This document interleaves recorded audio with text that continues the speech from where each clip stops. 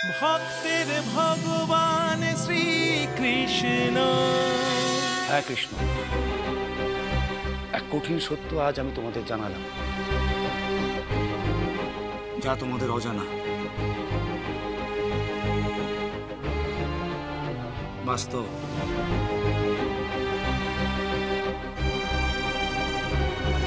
কঠিন বাস্তব, যার সামনে আজকে আপনারা এসে দাঁড়িয়েছেন। কারণ সত্যকে অস্বীকার করা যায় না। যে পুত্রকে গোপাল বলে, কানাই বলে যশোদা রানী আর নন্দরাজ এতদিন ধরে প্রতিপালন করে এসেছেন, প্রকৃতপক্ষে সে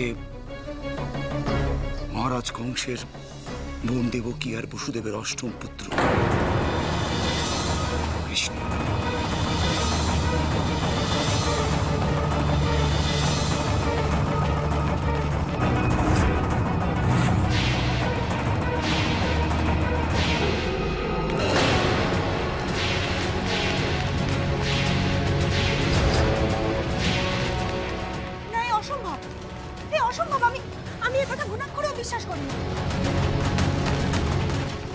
আমি বুঝতে পেরেছি যে আপনি কংসের কোনো গোপন অভিসন্ধি নিয়ে এখানে এসেছেন। কি মনে করেছেন আপনি? আপনি আমার গোপালকে ওই অত্যাচারী দুরাচারী কংসের হাতে নিয়ে গিয়ে তুলে দেবেন আর আমি সেটা হতে দেব? কখনো না। আমি কানাইয়ের মা।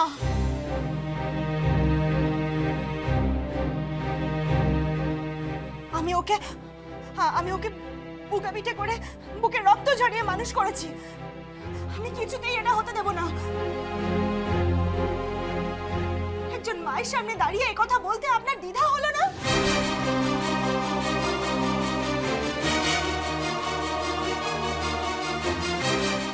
অসৎ সঙ্গে থেকে কি আপনার এই অবনতি ঘটেছে?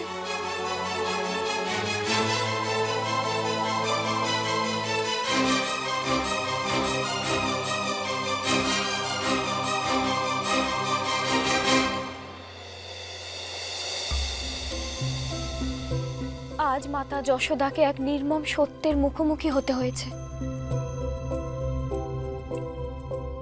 এত বড় আঘাত মাতা হয়ে তিনি কিভাবে সহ্য করবেন?